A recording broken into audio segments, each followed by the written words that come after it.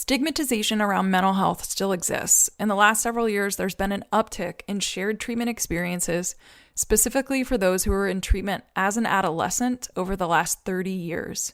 As a consultant working with young adults only, it's been unsettling to hear about the horrific experiences that some folks have described. As someone trained as a counselor, we were taught to do no harm. I lead with this for each client I work with. While recording this special parent series, over the last year, several parents have suggested I interview their young adults. The special parent series is noted as being just that. It's about the parent perspective only. I'm now branching out to launch the former participant series, extending the opportunity for former participants who feel comfortable talking about their journey, doing so on this podcast. No topic is off limits, and not all stories are positive. This series is meant to be honest, transparent, and real for each individual's experience through the treatment continuum. Please note that this special former participant series is the adult's perspective of their treatment experience during adolescence or as a young adult.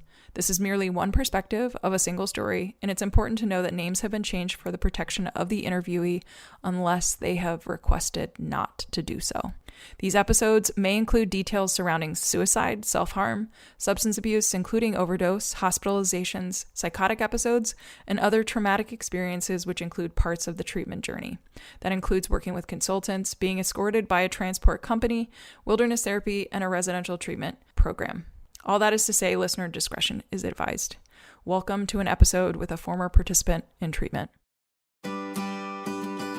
It's time now for the Success is Subjective podcast. Here is your host and therapeutic consultant for young adults only, Joanna Lilley.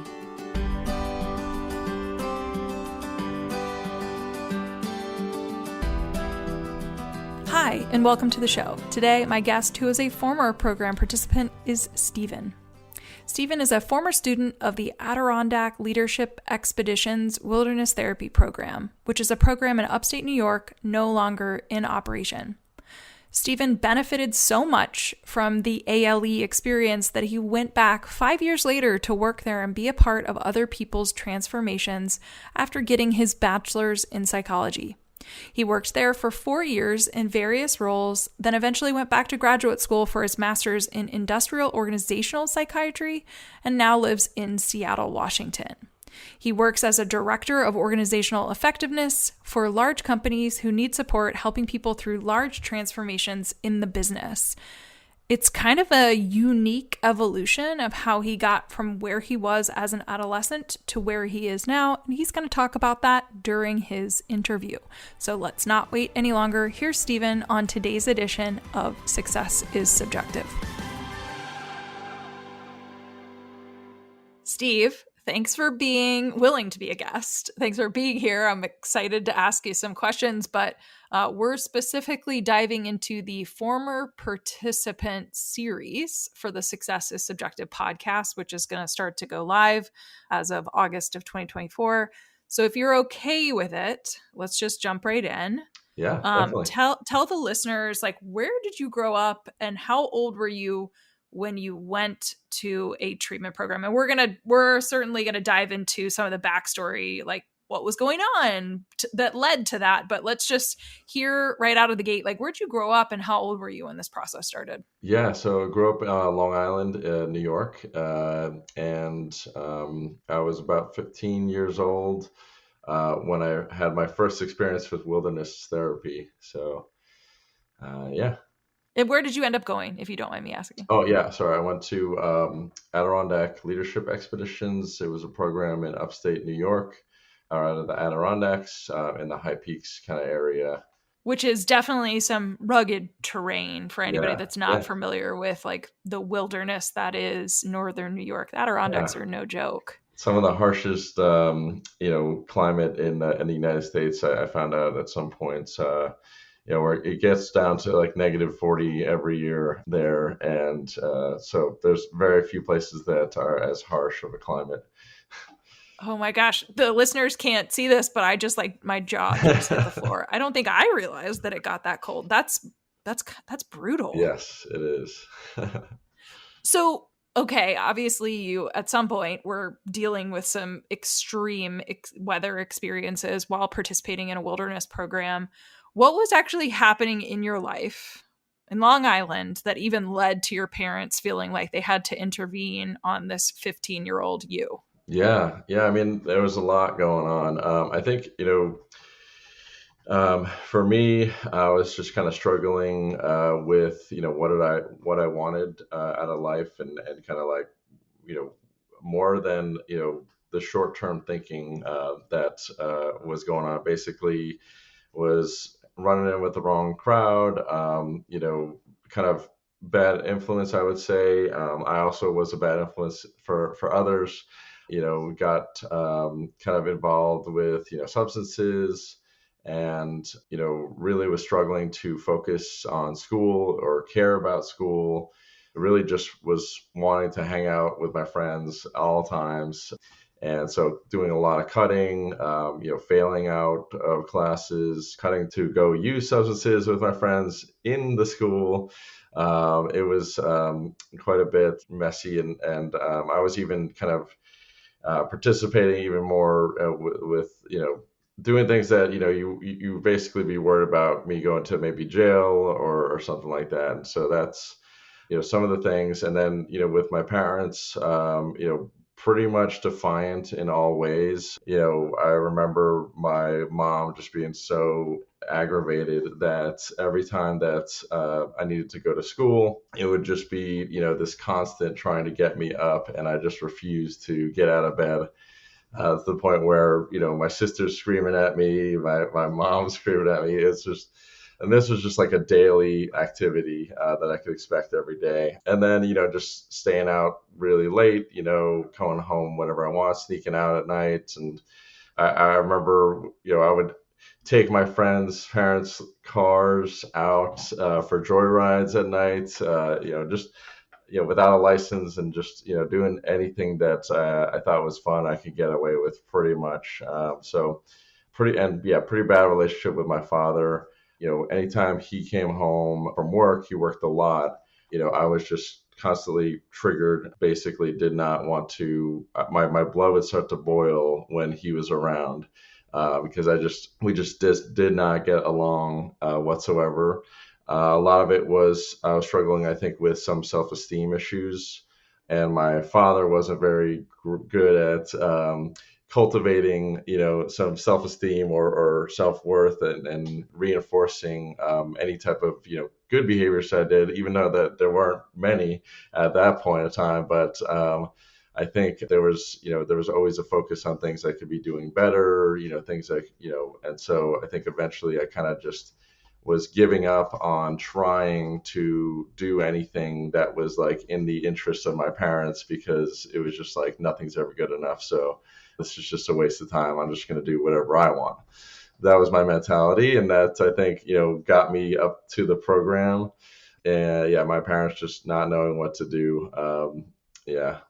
They just got you up there. And I think I remember too, we hear often about the use of transport, especially when it comes to like kind of chaotic, or like you were describing yourself, like really defiant young people that are just like, yeah, I'm going to do what I'm going to do. And so parents have like, they feel like they have no control over the situation, but that was not you. So how did you end up getting up to ALE? Yeah, that was, I think mine was a little bit unique. My parents basically, I remember, sat me down. I don't know what day of the week it was, but they sat me down during the summer and was like, hey, we signed you up for this really cool, fun, like backpacking program, upstate New York, and, you go for the weekend, and it's meant to be really kind of fun, like an adventure thing. And I remember being at the time, like, just dumbfounded, because, I was never into that kind of stuff, outdoors, adventure stuff. Just no interest whatsoever. I wanted to be hanging out in my buddy's, car, at the beach, just, hanging out, listening to music or something. And so when they told me this, I was like, well, why would you sign me up for that? That's really kind of silly. And I'm obviously not going. Like, why would you tell me like the night before too? That's just weird. I have things to do tomorrow. I got plans with my buddy. And yeah, so I was just like, I'm not going. So I'm sorry you guys signed me up. Maybe you should have told me ahead of time. And so they just were like, okay, well, I don't know what to do. So then I went to sleep and they woke me up. And I remember just laying there and being so confused because both my parents were sitting next to my bed or standing next to my bed just over me. I'm like, guys, I already told you I'm not going. So what is going on here?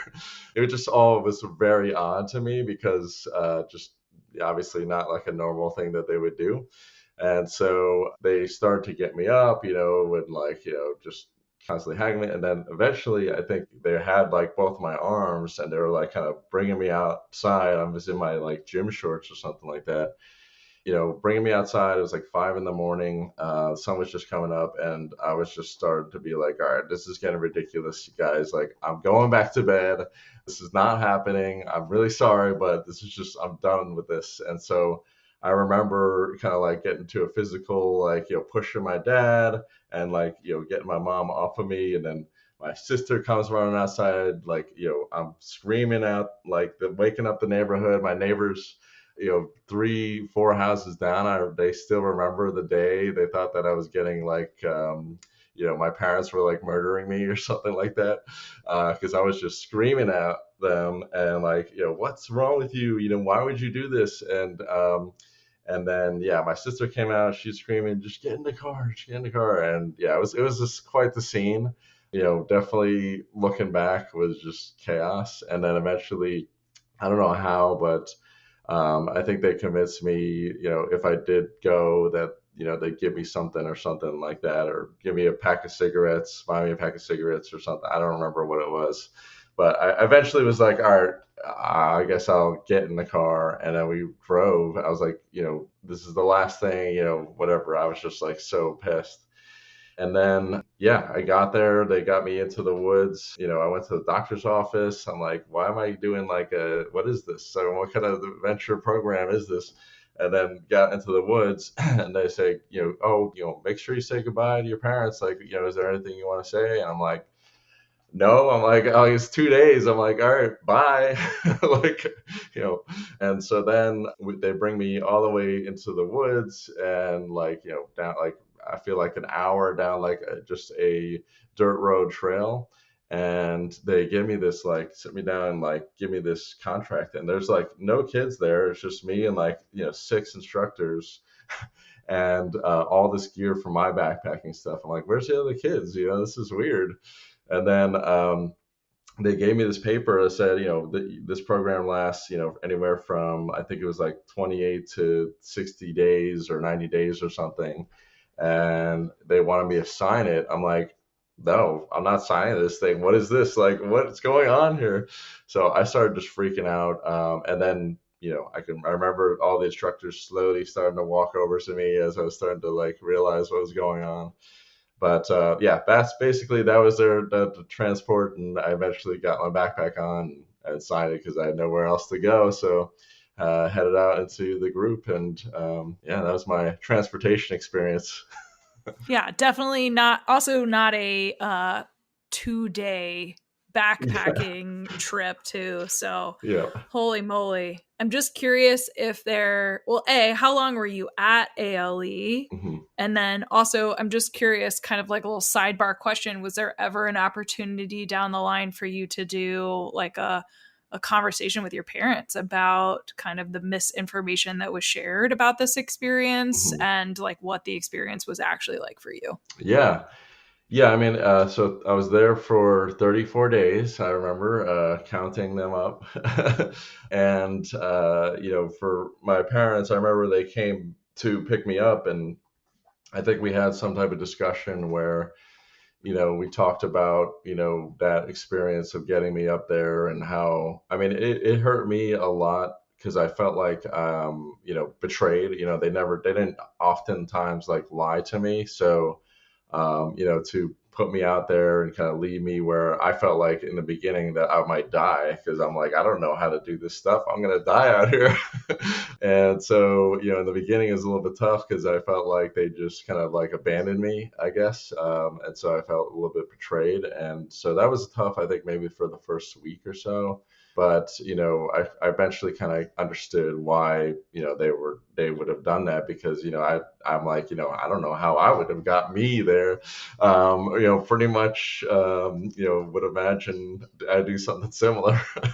But so, yeah, then we had a discussion when they picked me up, I think, just around, expressing that I felt betrayed or might have been actually in a letter, back and forth. But they gave me some insight as to, where they're at. And it was the hardest thing for them to do. And that, they just didn't know what else to do. And I at that point somehow was mature enough to understand that, I think, and was like, okay, yeah, like, yeah. Okay, I'm just going to ask this directly. Yeah. Is you're several years removed from this experience? Yes. And so, and I say that not to age you, but rather just like there's time and Yeah. space for reflection and kind of insight. So, from your perspective, the 34 days spent at ALE, like looking back, were there parts of the program that were helpful, and were there aspects to the program that were not helpful? Yeah, I mean, honestly, I think most of it was really helpful. I had, yeah, I mean, pretty much most of it was really helpful to me. I would say like transformative for me. If I had not gone, I just don't see how there's any other type of care that would have helped me get there because it was everything. It was the wilderness, being out there, kind of, removing a lot of the distractions that I had. And it was like the people, the instructors were really awesome. They were very diverse too. I mean, just totally different people from different walks of life. We had one guy that was like, really a veteran and kind of at the end of his like career, probably working. And then, somebody kind of young. And then, there was, harsh style people and kind of really soft style people. And just being exposed to that was great. And I remember there was one person that at first I thought this was not good. This guy, this instructor, this is bringing me backwards in my path towards, growth, because, he's so strict about, the expectations of what we do that it's actually kind of bringing me backwards in my, healing and kind of growth. But then working with my therapist, I think of that week, he was like, but this is, do you understand this guy is kind of like similar to your father. And that's kind of why you're struggling. And that's why you're here, is because you don't know how to kind of manage that, those feelings that are coming up for you. And so it was kind of like a great analogy for me. And I'm like, yeah, you're right. Actually, like he does remind me of my father. And that's why I'm getting triggered and having like, feelings, difficult feelings. And so that, I did turn that around and was like, I actually eventually really respected that instructor a lot. And I was like, okay, actually, I think this guy actually cares a lot about us. It's not about, just giving us a hard time. So that was great. And yeah, I just remember being sitting in the woods, like looking around and just like so peaceful and calm. And it was after I think 20 days and just feeling like I was for the first time in a long time, I just had this epiphany. I'm like, I'm in the right place. Like this is, the perfect atmosphere for me to just kind of, step back and like look at my life and kind of be a little bit more, analytical about, life, I think in general, and where I want to be. And I just felt like this was the right place. And I kind of know what I want to do in the future now. And I feel a lot more confident about it and really positive about it. So that was, yeah, it was all good for me. Well, it was so transformative for you that you even, if I remember your story correctly, you went back to ALE at one point. Yeah. Like you were a field staff? I'm that crazy. Yeah. I went back. I went to I'm that crazy. School, for my bachelor's. I kind of like straightened out because of that program. I was like, I need to focus on school. I need to care about school. I was going to get left back a year. I went into a program that allowed me to do 2 years in one. So I was able to keep up with my peers, do 2 years of school in one, and then graduate, go to community college because I didn't have the best grades, because, by that point they were, in the gutter, and I was just bringing them back to, regular grades. And then I went to community college, had got high scores there, and then, went to Binghamton University, upstate New York, for psychology. And, I was graduating, and I'm going, I'll do an internship. So I was thinking, oh, what better? I was also actually getting back into the outdoors because as a requirement, I had to do a physical class course, and one of them was backpacking. And I ended up doing that class and being like, oh, this is great. I love backpacking. I hadn't gone since I was in the program for like 3 years before, 4 years before. And so then I was like, oh, wouldn't it be cool if I went back to that program that I worked at? And so just did an internship there. And then I graduated with my bachelor's in psychology. And, all because I really wanted to, help people. Because I knew how much, you could transform as like a human, and people can change, because of what I felt like I was able to change. I wanted to kind of be a part of that transformation in others. And that's why I went to school for my psychology degree. And that's why I made it back to the program, that I went to. Full circle. Yeah. And that's not what you're doing now, because ALE has since closed by a number of years. And so what are you actually doing now? Yeah, so I actually I pivoted. I think I was there for 4 years at the wilderness therapy program. Some of the most satisfying work I've ever done. Quite difficult, probably the most difficult work I've ever done. But I was 8 days on, 6 days off, 8 days on, 6 days off, all year round, in that harsh climate. And I was kind of like, well, I've always wanted to go back for my master's in psychology. And so I just, going back, I was just kind of looking at my options. And I think I kind of steered a little bit towards the industrial organizational psychology, which is, basically the study of, people at work, in the workplace. And so, what drew me to that was, there's a lot of leadership development and coaching types of jobs. And so I could bring some of that, therapeutic kind of skills and transfer them, and still be helping people, but in a less, I guess, intense atmosphere as in the wilderness, upstate New York. And, so basically, instead of focusing on, a select few people, this type of degree to me like applies to, the bigger companies that need help, figuring out how to manage, hundreds of thousands of people. And so, that's basically kind of went back to school out in Seattle for that. And now I'm basically, supporting larger organizations. So far worked for the University of Washington. They had 40,000 employees. Amazon, they had 1.5 million employees, and now Johnson Controls is 100,000. And the whole idea is that I'm helping the organizations with large scale transformation that basically requires all those people to kind of get behind what they're trying to do next and how they're trying to transform to be successful. And so they'll hire somebody like me to come in and just help out with, basically people readiness and getting people to the point where they're supportive and, behind whatever the transformation is, so that it's successful. So still working with people, just in a different type of context. Oh, it sounds so fulfilling though, like what you're describing. Yeah, it's really fun. And it's always complex, just thinking through it. There's oftentimes it's a global company, so I'm thinking about different cultures and different countries, and it's fun because I actually get to visit those countries, with work and everything. So I really love this space. It sounds exciting. Like it's keeping you on your toes. Yeah. Lots of change. Yes.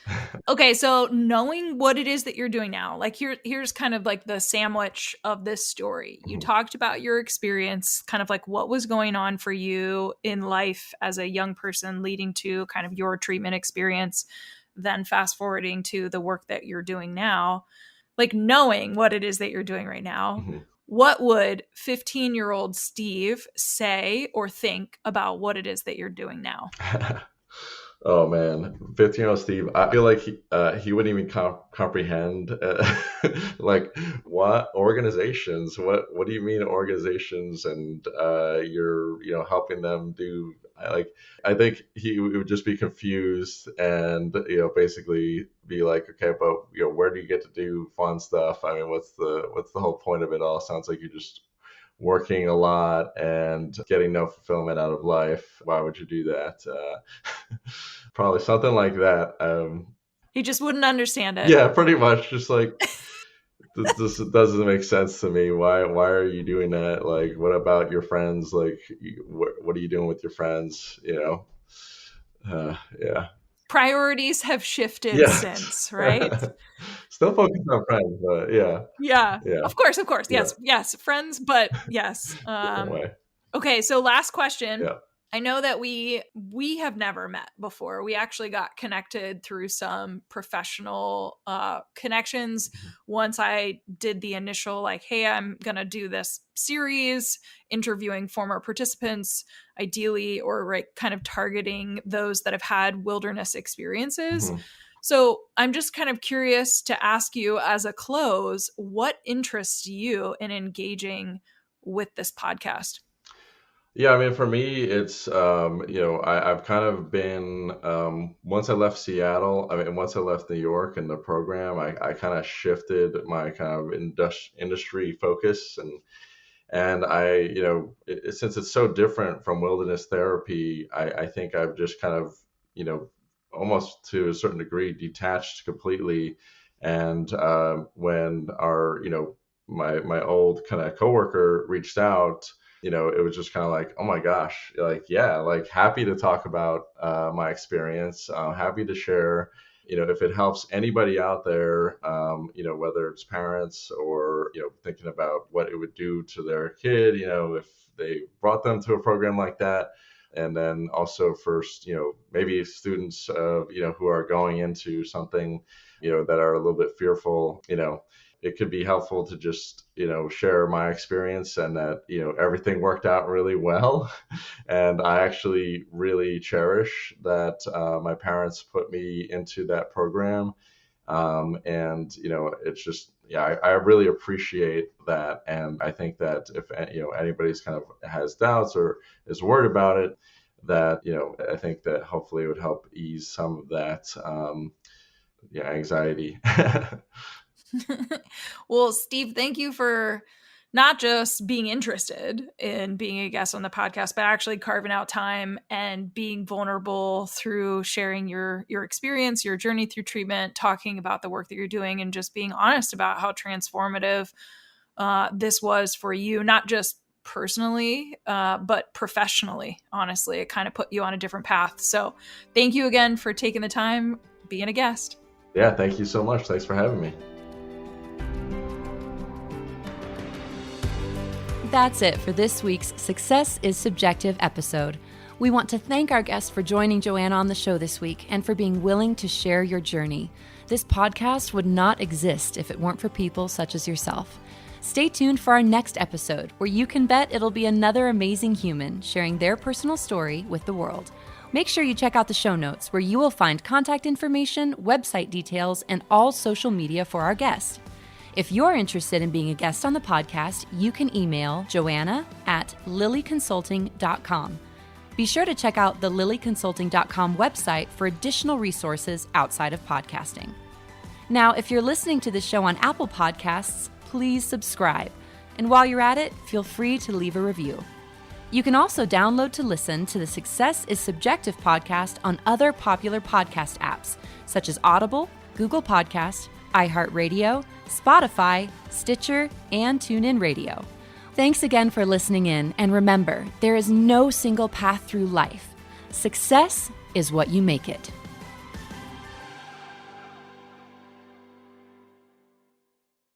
Do you have a teenager or young adult who seems to have lost their way? Maybe they need help navigating adolescence, adulthood, and decisions surrounding higher education. Or maybe they have become withdrawn, their grades are slipping, or they are flat out living a reckless lifestyle, and you're concerned about their health and well-being. If this describes what your teen or young adult is facing, a therapeutic consultant may be able to help. Mental health, addiction recovery, and higher education can all be equally expensive. While information is everywhere, how do you know what option is the best one for your family? Some parents have the time to research and navigate this on their own. Some don't. If the latter applies to you, enter therapeutic consultants. Therapeutic consultants, like Joanna, listen to your family's specific needs and advocate on behalf of your loved one. TCs will research therapeutic resources, recommend treatment programs, and assist during adulthood transitions. Not being affiliated with any program, their support is completely objective and catered toward the best interest of each unique family. To find a qualified therapeutic consultant to work with, check out TCA, also known as the Therapeutic Consulting Association. Their website is therapeuticconsulting.org, all one word. Again, that's therapeuticconsulting.org. Then click the Find a Pro tab up at the top.